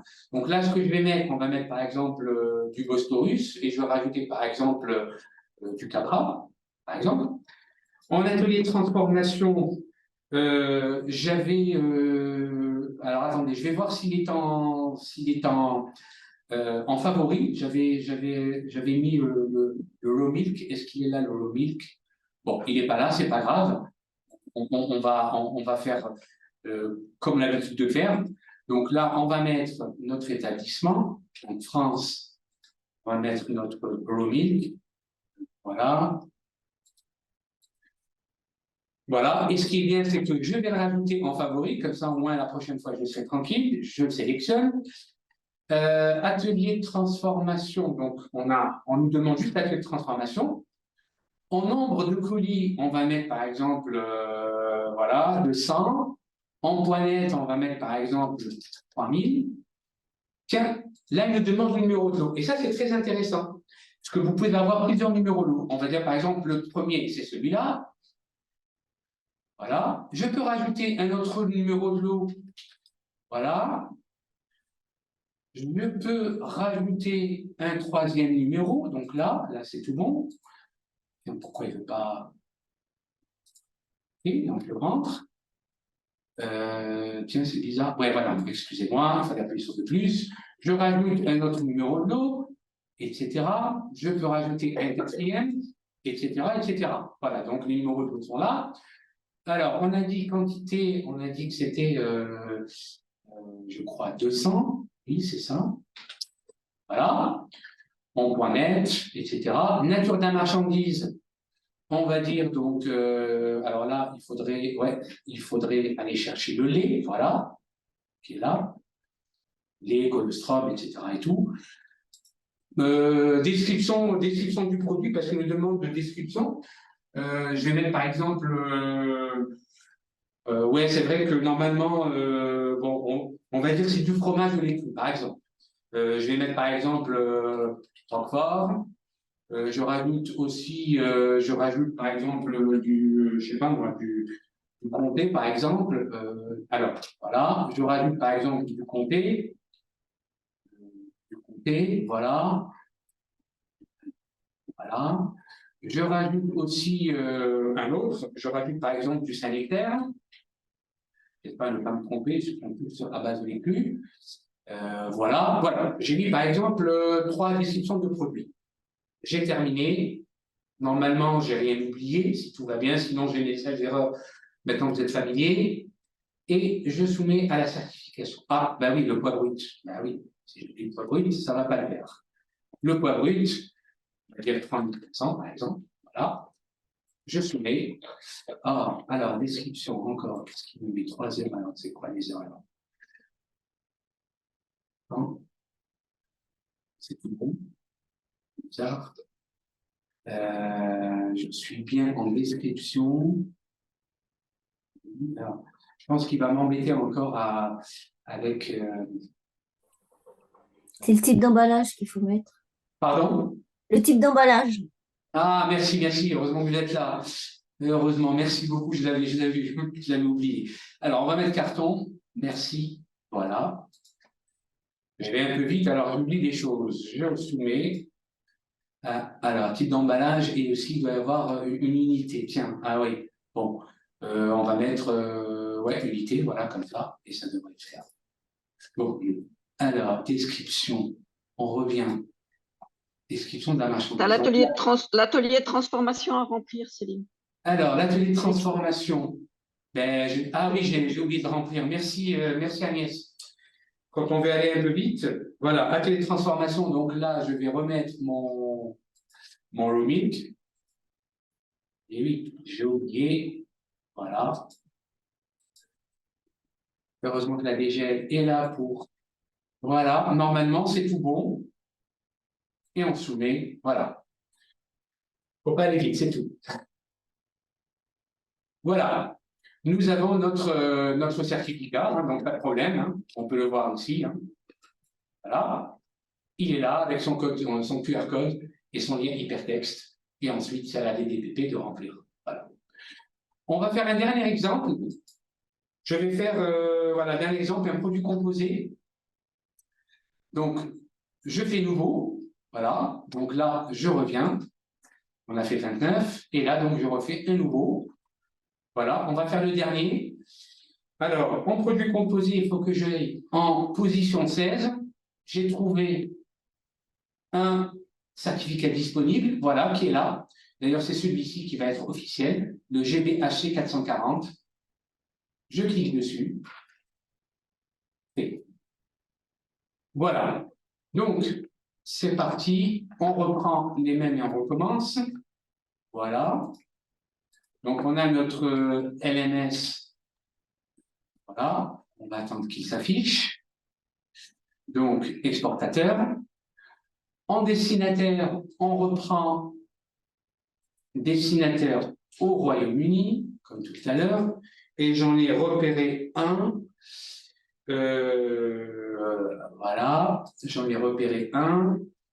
Test Alice. Alors, et là, test Alice, Hacienda, normalement. Voilà, test Alice, Facenda. On ne va pas prendre catégorie 3. Voilà, établissement. On va prendre entrepôt frigorifique, par exemple. Voilà. Ensuite, lieu d'expédition, donc ça peut être le LMS ou bien j'en ai trouvé un, j'ai sélectionné un qui est là, qui est le Marie-Gianon. Donc, Marie-Gia, normalement, ça va tomber. Voilà, Marie-Gianon, c'est un, voilà, c'est un, on va dire, voilà, c'est un établissement d'activité générale. Voilà, donc forcément, vous avez votre autorité qui apparaît ici, pas de problème. Vos pays sont mis, votre moyen de transport. Je reprends par exemple le véhicule routier, je mets n'importe quoi, essayez de trouver par exemple celui-là, voilà, même si c'est Italie, c'est pas grave. Votre transporteur, Date de départ, très important, donc on va mettre le 21. Voilà. Conditions de transport, on va dire que c'est du congé, par exemple. Voilà. Point de sortie, allez, on va remettre allez, ça va rentrer par Félixto, par exemple. Voilà. Pardon, point de sortie, c'est pas bon, excusez-moi, parce que là, on parle de point de sortie. Donc, je vais effacer. On va remettre Calais, le point de sortie. Voilà, par le tunnel. L'autorité compétente, donc on va redire que ça rentre par Félixto. Voilà. Alors, non, pardon. Donc, Félix. Voilà, ça rentre par Félixto, qui est le poste de contrôle frontalier. Document d'accompagnement, la référence, vous l'avez compris. Certifié aux fins de consommation humaine. On a, au niveau de la description, il faut absolument que je n'oublie rien. Donc là, on va mettre carton, par exemple, comme tout à l'heure. Hein. Mon carton, il est où? Bon, il est là. Voilà. Atelier de transformation, on va mettre atelier de transformation. Donc là, on va mettre plusieurs, parce qu'en fait, on peut avoir par exemple un produit composé où on a à la fois des produits laitiers, où on a à la fois des produits de la pêche, et on a à la fois des produits carnés, par exemple. Donc là, je vais mettre, par exemple, pour les produits laitiers, je vais mettre mon raw milk. Voilà, ouais, c'est vrai qu'il était en... Voilà. Je vais rajouter un autre établissement. Je vais le sélectionner. Donc, on avait le 20 milliards, là. Là, si je tape donc mon 20 milliards, voilà. 20 milliards ou 20 milliards, c'est pas grave. Non, c'est 20 pardon. 20 blanc, pardon. Oui, c'est ça. Pas grave, on va prendre ça, usine, voilà. Donc là, sélectionner. Voilà. Et on va dire qu'il y a aussi des produits de la pêche là-dedans, par exemple. Et là, je le sélectionne et j'ai un établissement. Là, j'ai un établissement, fiche. Voilà. Fiche très facile, si on me rappelle bien. Voilà, il est là, donc c'est l'établissement, produit de la pêche. Je peux le mettre voilà, en favori. Ensuite, alors, on va dire que c'est des cartons, on va dire qu'il y a un carton. Nature de la marchandise, donc là, on va mettre, eh bien, un petit peu tout. Hein. Donc, on a des produits laitiers, on a aussi des produits de la pêche, on va dire stock sauvage, et on a aussi, voilà, je sais pas moi, des produits de viande. Voilà. Point net, on a 1000 cartons, donc on va dire par exemple 2000. Numéro de lot, donc là aussi, intéressant, vous pouvez mettre plusieurs numéros de lot. Voilà, je rajoute encore un numéro de lot. Un quatrième, allez, un dernier. Et voilà, j'ai mes numéros de lot, donc tout va bien. J'oublie pas mon pas brut. Donc on est sur les 3000 par exemple. Voilà, donc là, normalement, j'ai rien oublié, mais c'est pas grave, si j'oublie quelque chose, il va me rétoquer. Et là, je clique sur soumettre à la certification. Voilà. Et nous avons créé un nouveau qui est pour les produits composés. Donc voilà, si on revient sur nos documents qui sont là, on clique sur rechercher, ils sont tous là. Voilà, ce qu'on a fait depuis ce matin. Le 31, le 30, je crois le 29 et les autres un peu plus loin, c'était le 19. Alors, peut-être que je vais vous donner la parole juste pour me dire est-ce que c'est bien compris de la part de tout le monde? Est-ce que cette démonstration vous a été correcte? Et surtout, pour être sûr de ne rien oublier, et surtout, moi, j'insiste sur le gain de temps que vous pouvez avoir. Je vous ai montré, bien sûr, les copies de vos sous. Je vous ai montré aussi que vous pouvez créer un fichier Excel et le déposer directement dans votre certificat afin de vous faire gagner du temps. Voilà, je vous pose ces questions pour savoir déjà si c'est bien compris pour tout le monde, parce qu'après on va passer à autre chose pour vous montrer un petit peu la certification électronique rapidement. Voilà. Poser. Je vais me sortir, on va dire, je vais sortir de l'environnement training et me mettre sur l'environnement production afin de vous montrer la certification électronique, à quoi elle ressemble. Et ça, c'est très important puisque la certification vers le Royaume-Uni va être faite entièrement avec une signature électronique. Alors, pas avec mon compte, parce que je ne suis pas autorité officielle, mais je remercie, j'ai demandé à une personne de l'autorité centrale, dont je ne citerai pas le nom, mais je la remercie de m'avoir communiqué ses identifiants et mots de passe afin d'accéder à la certification pour vous montrer à quoi ressemble un certificat électronique. Donc, je vais me connecter sur son profil. Alors, ne regardez pas trop le nom, s'il vous plaît. Voilà. Et donc là, voilà. Donc là, je suis connecté dans l'environnement production, une personne qui est en centrale. Bon, on va aller vite. On va sur Documents, on va sur Export, et nous allons voir les certificats sanitaires qui sont signés électroniquement. Donc, je vais quand même chercher en statut valide. Donc, on est bien sur, on va prendre le lieu d'expédition, c'est la France, qui est destiné au Royaume-Uni. Voilà. Je vais cliquer sur Rechercher. Voilà. Alors, voilà les certificats sanitaires qui ont été validés par les DDPP en France. Donc, on pouvait le constater, aujourd'hui, nous avons pratiquement que des animaux vivants, puisqu'on a regardé, puisque la certification animaux vivants a débuté déjà depuis le 1er janvier 2021, et nous avons que des animaux vivants, nous avons des équidés, nous avons, il va y avoir de la semence, nous avons de la volaille, donc on n'a que des animaux vivants ou bien du matériel génétique, la semence, etc.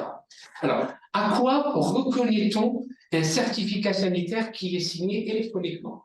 C'est très simple, il est matérialisé par la petite étoile qui est ici, le petit soleil. Donc, si je clique par exemple sur un certificat, nous allons voir que ce certificat sanitaire a été signé électroniquement. Comment on le sait? Avec le petit cadenas qui est ici. Si je clique sur le cadenas, le système va me donner toutes les informations. Comme vous pouvez le constater, nous avons bien la signature électronique qui a été attribuée à la Direction générale de l'alimentation, c'est-à-dire la DGAL. Donc la DGAL a son sceau officiel électronique qui est ici. On le voit très bien.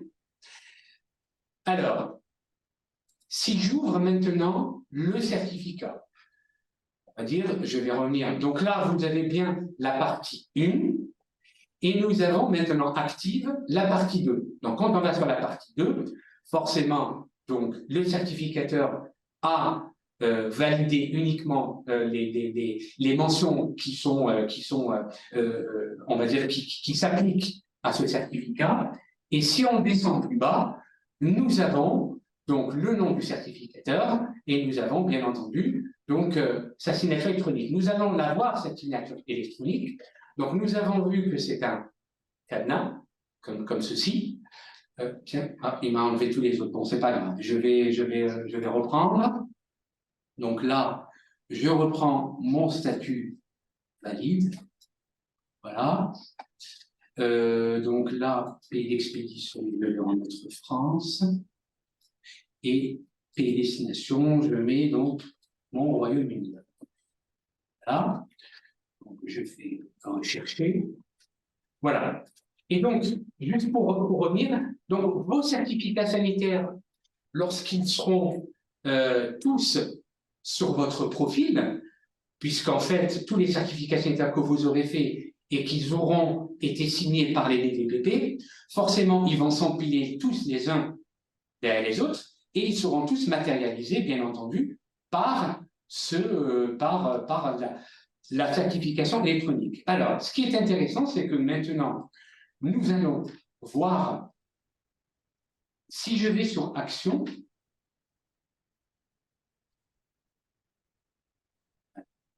il met du temps comme ça, c'est pas grave. Voilà.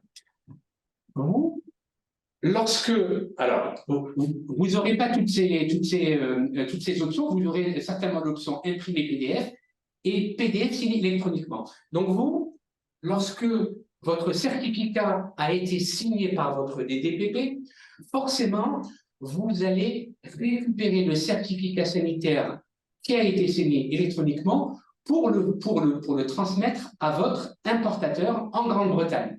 Donc, ce n'est pas la peine d'imprimer des PDF, mais il faudrait normalement imprimer PDF signé électroniquement. Donc, quand vous cliquez sur PDF signé électroniquement, c'est celui-là qui est signé électroniquement, puisque quand nous allons voir au bas de la signature, voilà, on voit bien le sceau de la DGAL que vous pouvez regarder ici. Donc, ça a été signé par le certificateur qui est autorisé à signer électroniquement en utilisant le sceau de la Direction générale de l'alimentation. Donc voilà, ce sera ce document que vous communiquerez à votre importateur en Grande-Bretagne. Tout simplement.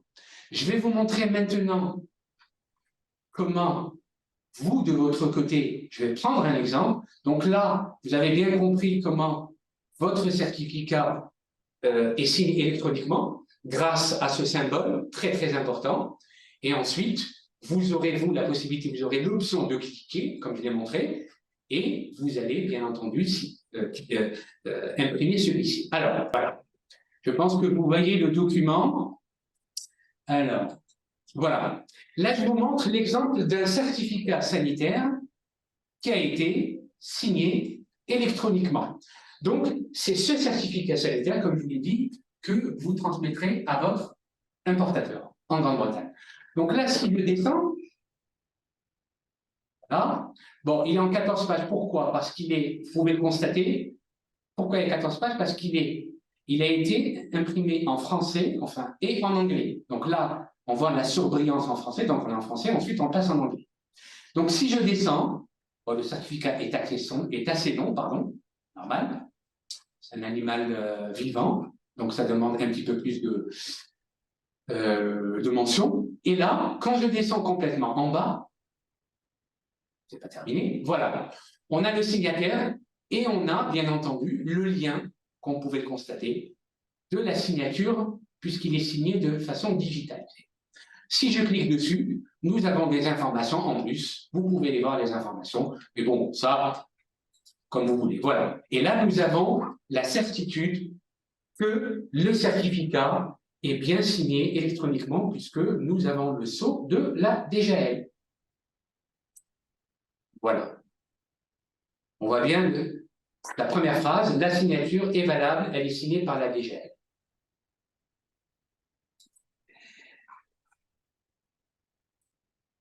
Voilà, j'en ai terminé.